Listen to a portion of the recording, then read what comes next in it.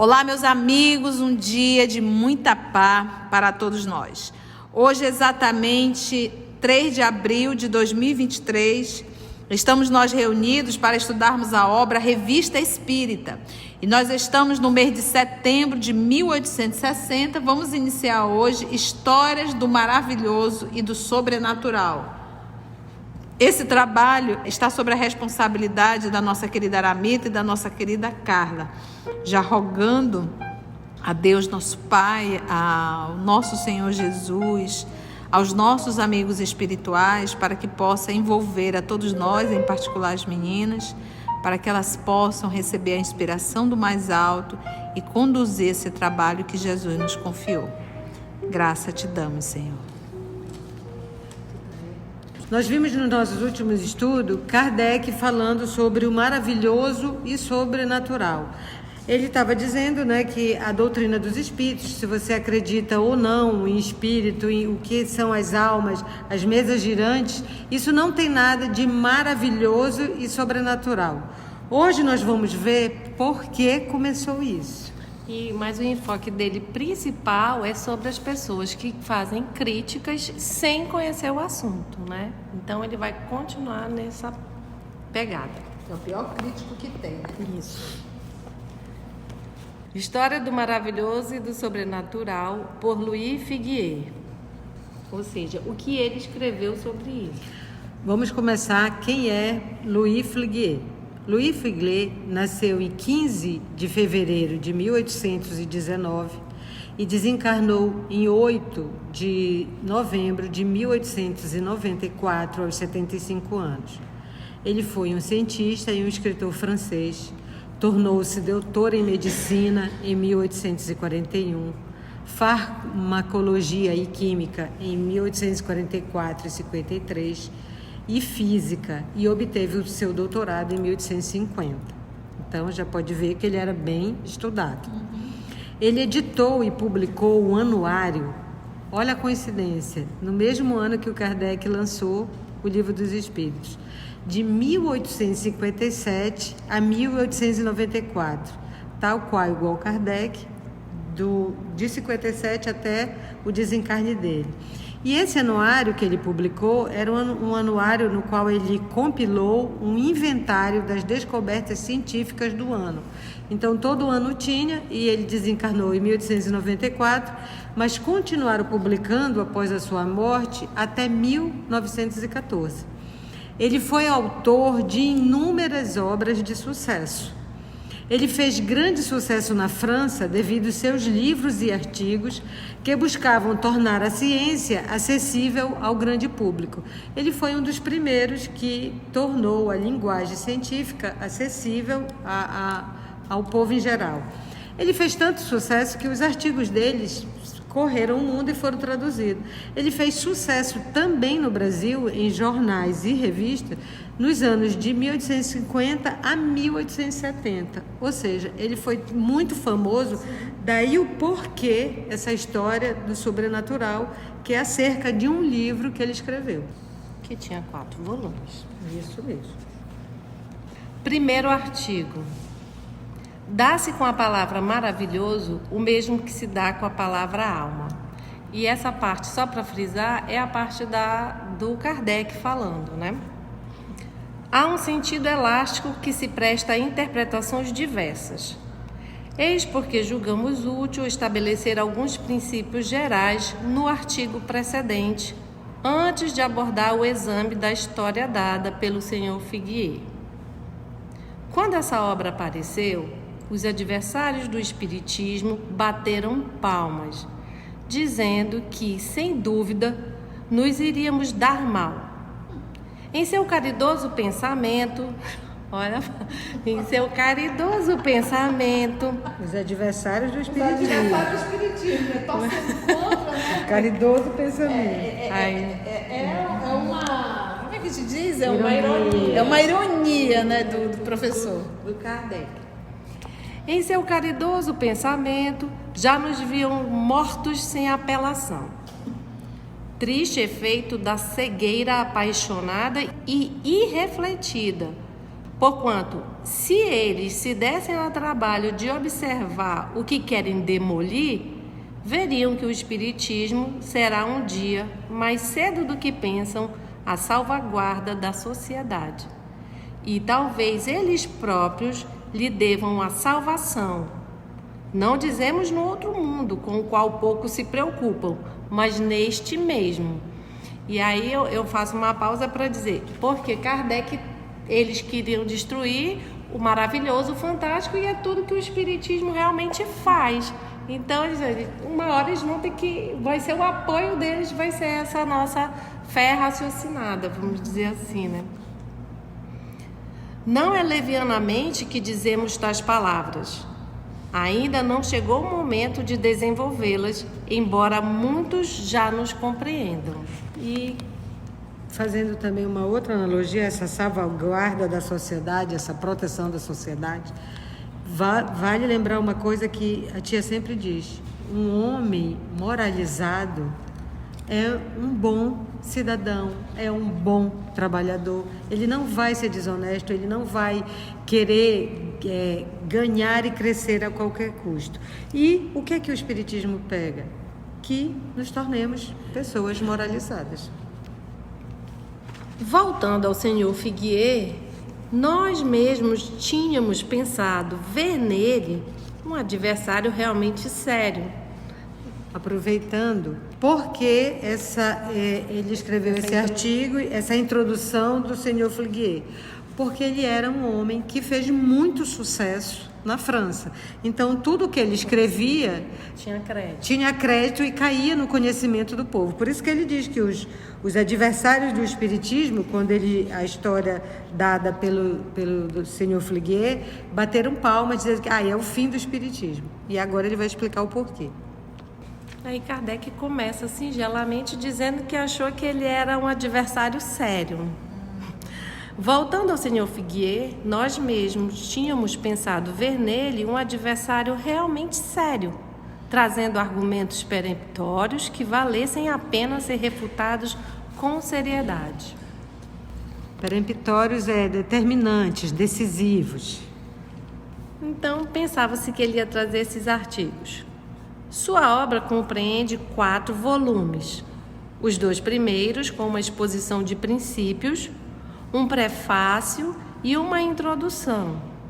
Depois, uma relação de fatos perfeitamente conhecidos e que devem ser lidos com interesse, tendo em vista as pesquisas eruditas que mereceram da parte do autor.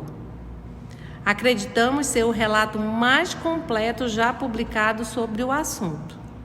Assim, o primeiro volume é quase inteiramente consagrado à história de Urbain Grandier e das religiosas de Lundum.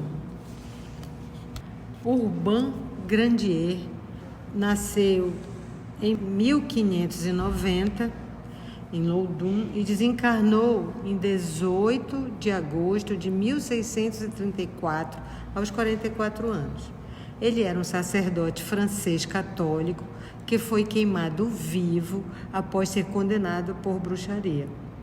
Em 1632, as freiras do convento das Ursulinas, que é justamente as religiosas de Lundum, disseram que o padre havia invocado o demônio Asmodeus para que elas fossem forçadas a cometerem atos indecorosos com ele.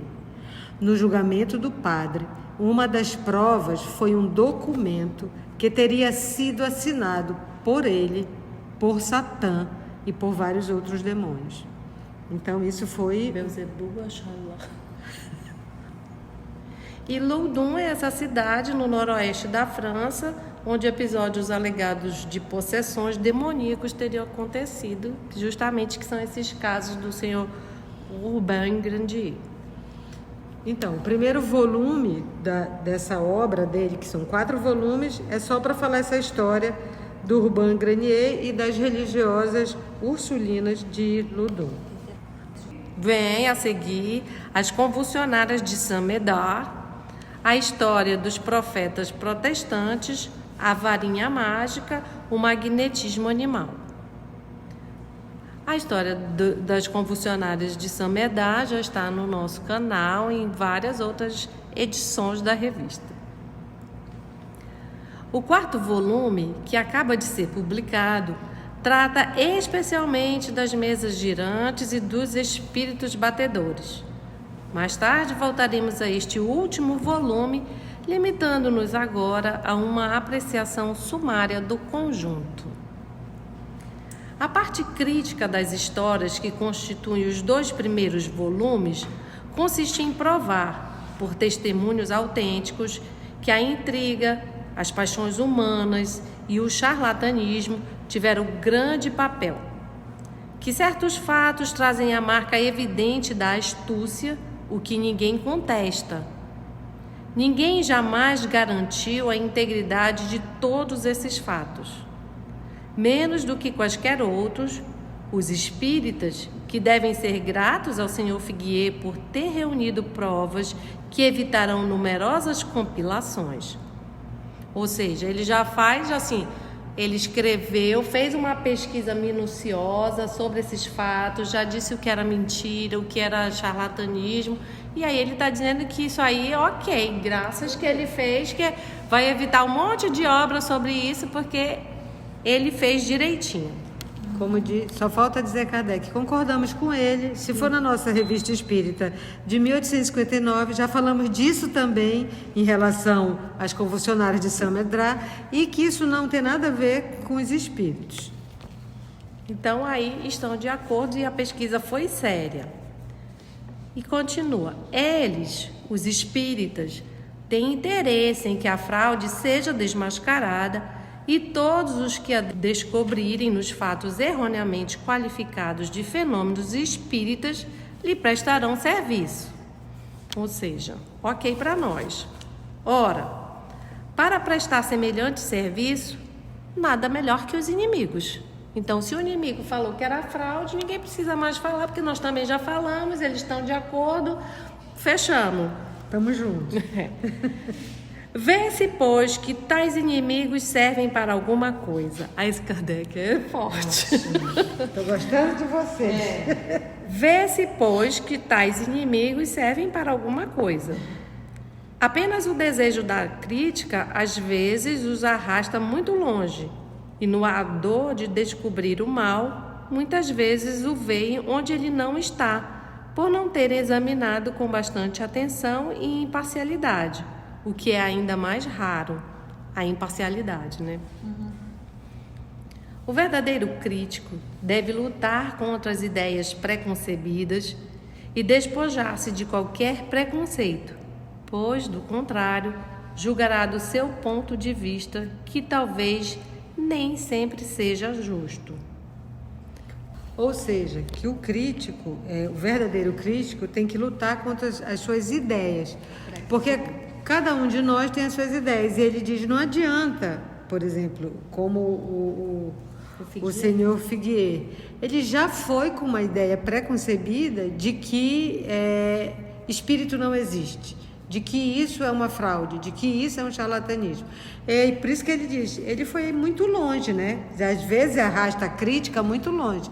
Até aí, onde é a fraude, onde não é verdade, onde as pesquisas disseram que isso de fato não ocorreu, ok. Mas daí a dizer que tudo é fraude, que tudo é charlatanismo, vai uma distância bem considerável. Tomemos um exemplo. Suponhamos a história política de acontecimentos contemporâneos escrita com a maior imparcialidade, isto é, com inteira verdade, e imaginemos essa história comentada por 2 críticos de opiniões contrárias. Porque todos os fatos são exatos, forçosamente haverão de contrariar a opinião de um deles.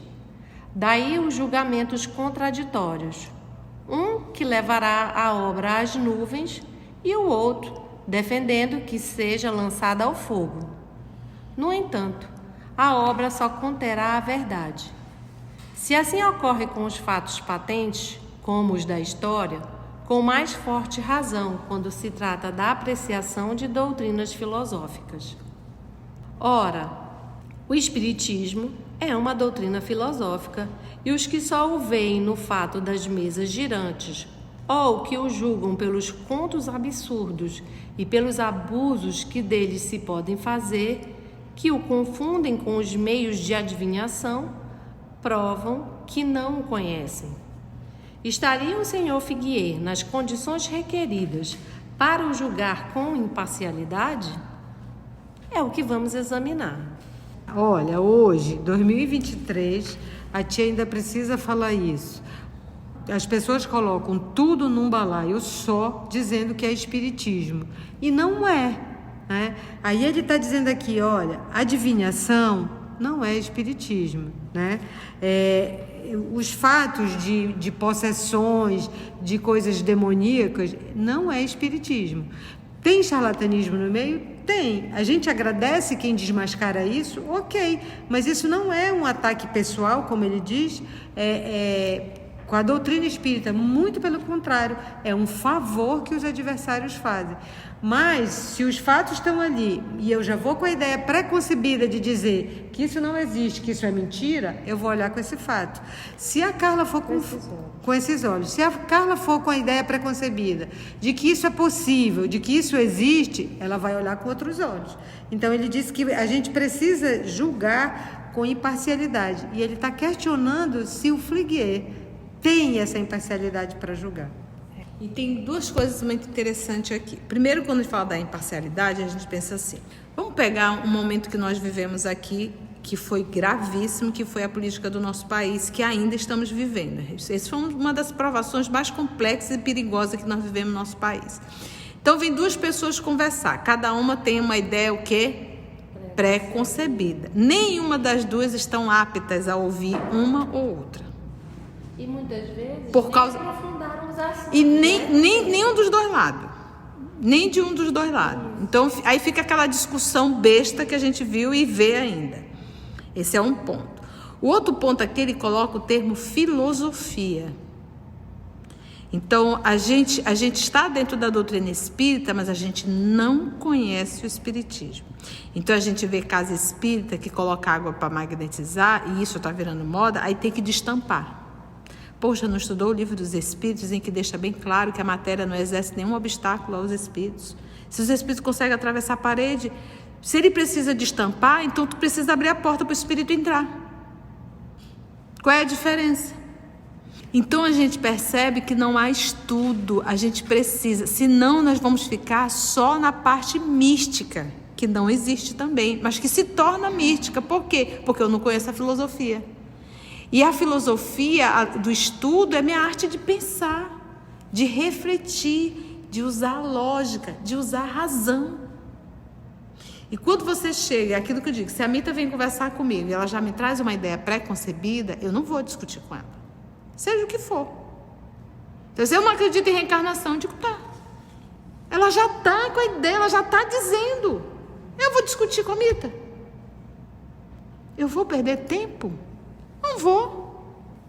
Por quê? Porque existe uma ideia pré-concebida. Agora, outra coisa é a pessoa vir sem ideia pré-concebida, diz, como foi Kardec. Quando ele ia para as mesas girantes, que ele não ia com a ideia, ele não foi com a ideia pré-concebida. Ele queria conhecer. Então, ele foi desarmado. Ideia pré-concebida é ir armado. Então, ele foi desarmado, ele olhou tudo, viu tudo. Ele disse assim, olha, mesa não tem cérebro. Então, existe uma força que não é a mesa que está respondendo, e nós vamos descobrir o que é. Que ele, no primeiro momento, como tinha estudado com o Mesmer, ele disse, olha, pode ser um magnetismo.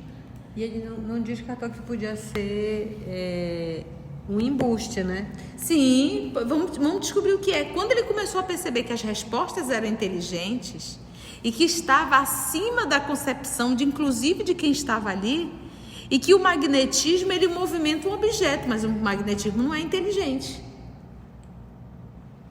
Entende? Então você vê que é uma construção de raciocínio, por isso a filosofia. E a ciência, porque foi resultado de observações.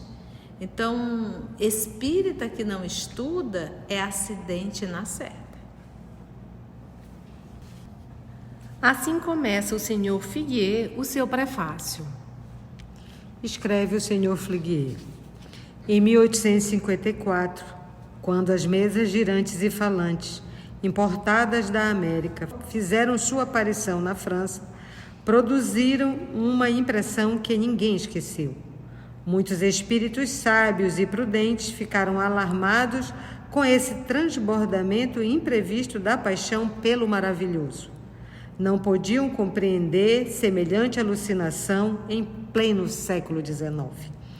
Com uma filosofia avançada e em meio a esse magnífico movimento científico que hoje dirige tudo para o positivo e o útil. E Kardec, nesse texto, ele deixa em destaque semelhante alucinação. Kardec fala: seu julgamento está decretado. A crença nas mesas girantes é uma alucinação.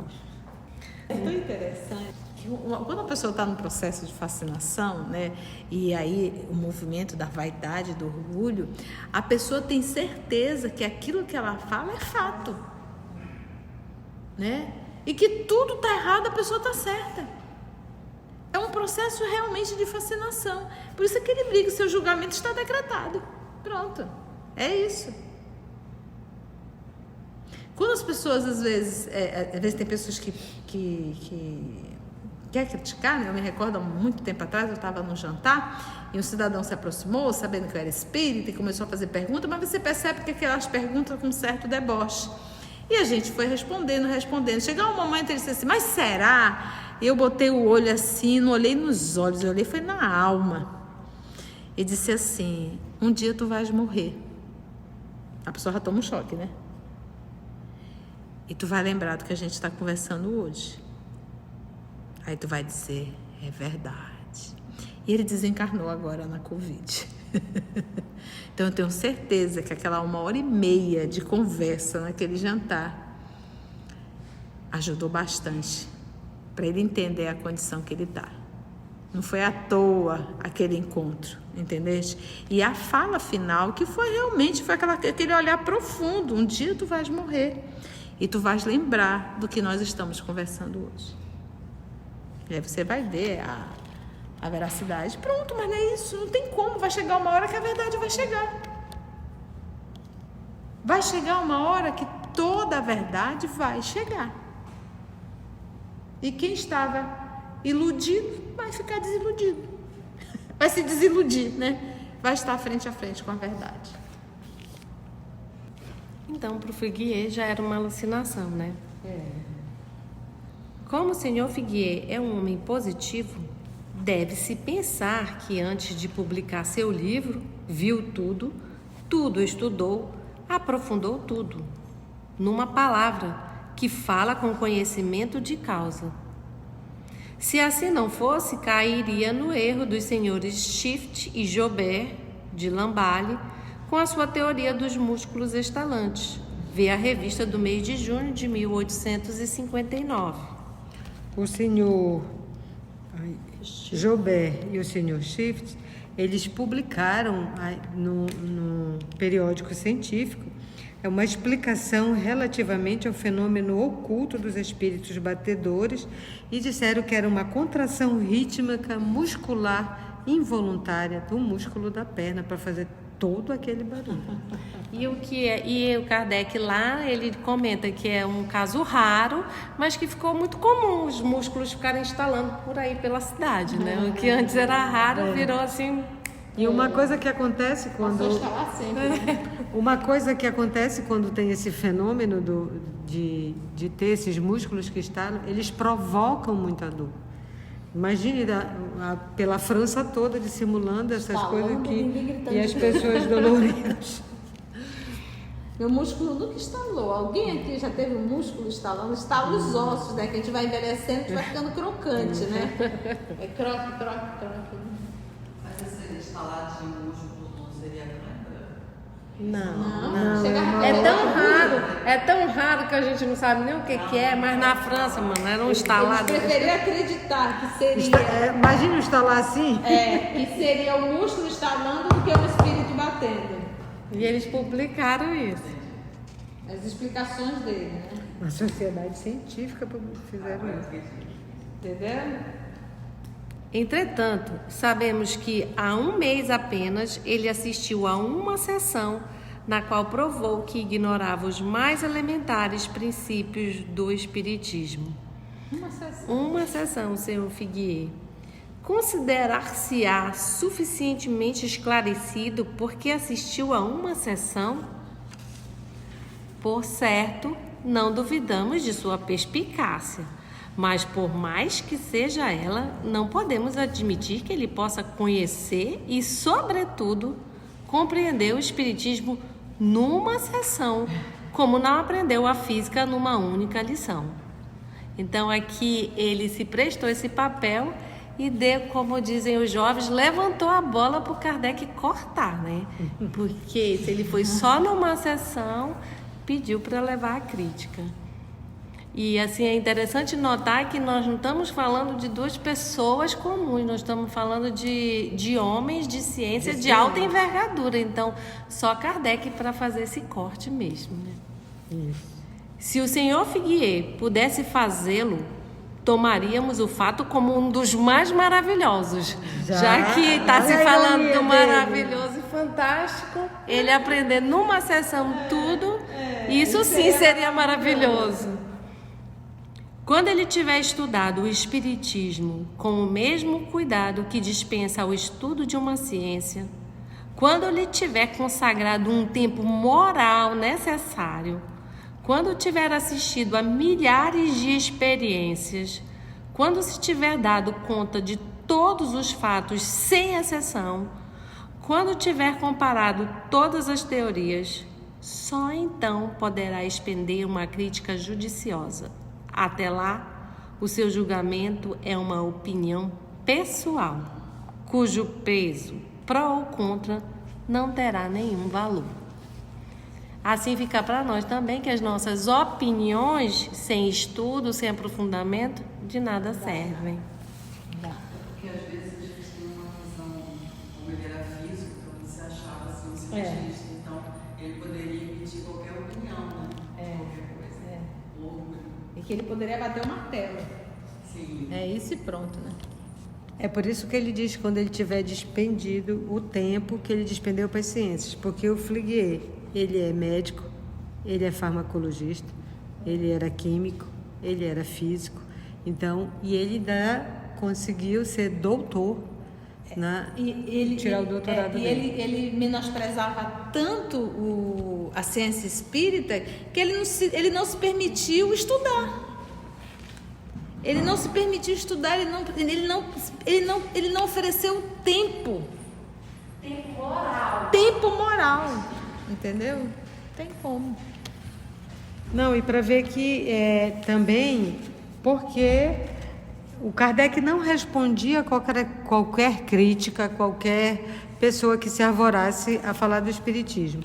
Eu vejo aqui, quando a gente procura ver qual era a importância e o alcance das coisas que o Figuier fazia, escrevia, então ele disse, essa obra merece que eu responda, porque os artigos e os escritos do Figuier eram tão difundidos no mundo que chegaram até no Brasil, para ver como ele era lido. Então ele disse, essa obra, que é em 4 volumes e que ele está falando bobagem acerca do Espiritismo, merece que eu comente e refute o que ele está escrevendo, dizendo que é maravilhoso e sobrenatural. Se você chegou até aqui o final, deixa seu comentário.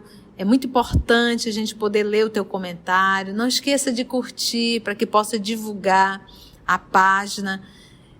Dá o seu like, né? E, se possível, faça a sua inscrição no nosso canal e toca o sininho.